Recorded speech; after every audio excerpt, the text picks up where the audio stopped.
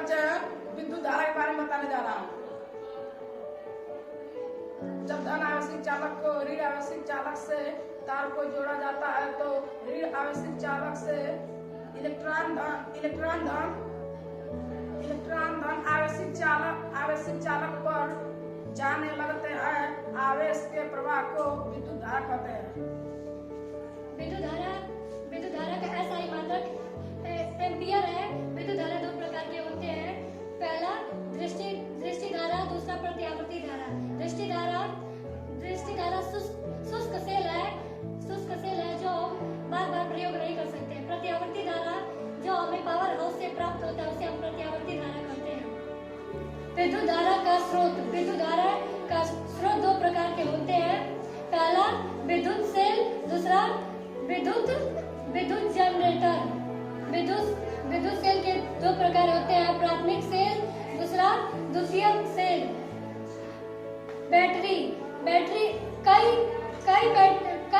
कई सेलों से मिलकर बैटरी बनता है।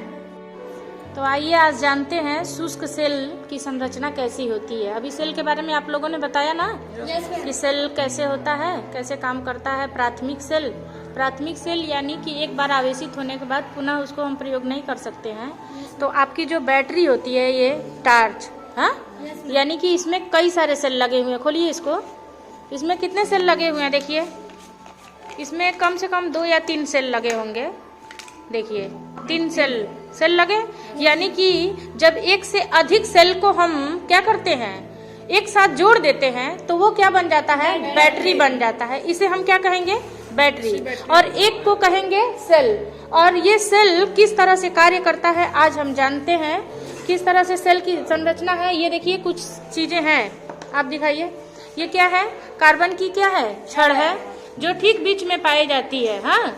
और इसके बीच में एक भुरभुरा सा पदार्थ पाया जाता है। उस पदार्थ को क्या कहते हैं बेटा, एक काले रंग का चूड़ा है। हाँ, ये चूड़न क्या क्या मिल करके बनता है।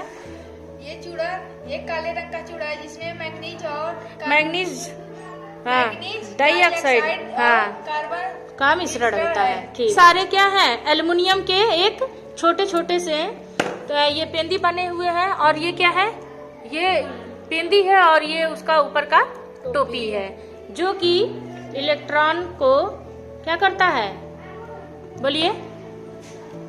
जब धन आवेशित चालक हाँ, ऋण आवेशित से में बदल देता है तो क्या करता है, विद्युत धारा हमें प्राप्त होती है। ठीक है। और इसका जो बाहरी हिस्सा होता है, ये देखिए क्या चीज है। इस बैटरी का जो बाहरी हिस्सा है ये किस चीज से बना है बेटा, किस धातु, कौन सी धातु है, एल्युमिनियम की धातु है। एल्युमिनियम धातु, कौन सी धातु, एल्युमिनियम की धातु। इस प्रकार से यह शुष्क सेल की संरचना आप लोग इसमें रखिए और देखिए। इस तरह से शुष्क सेल की संरचना इन सारे चीजों से मिल करके होती है, जिसे हम एक बार प्रयोग करते हैं। और इन्हीं ये जो रासायनिक, ये आपने बोला ना शुष्क सेल कैसे कार्य करता है, यानी कि रासायनिक क्रिया के द्वारा हम क्या करते हैं, विद्युत धारा प्राप्त करते हैं। उसे हम विद्युत धारा कहते हैं। वो कौन सी सेल कहते हैं, शुष्क सेल या प्राथमिक सेल। रासायनिक क्रिया द्वारा जब हम विद्युत धारा प्राप्त करते हैं तो उसे हम शुष्क सेल या प्राथमिक सेल कहते हैं।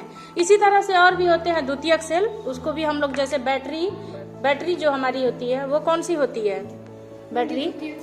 ये जो बैटरी है, बैटरी में प्राथमिक सेल है ना, हाँ।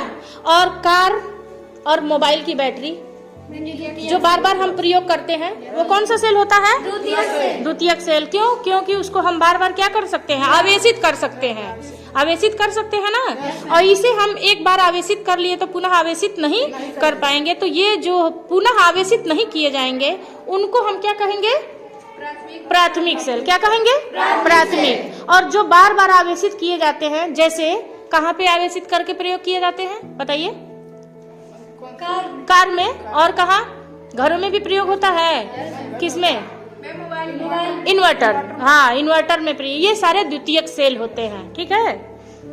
और इसमें प्लस जो अभी इन्होंने बताया कि धन आवेशित और ऋण आवेशित। अच्छा, धन आवेशित इलेक्ट्रॉनों को क्या कहते हैं बताइए। हाँ, धन आवेशित को क्या कहेंगे, एनोड। और ऋण आवेशित को कैथोड। ठीक है ना।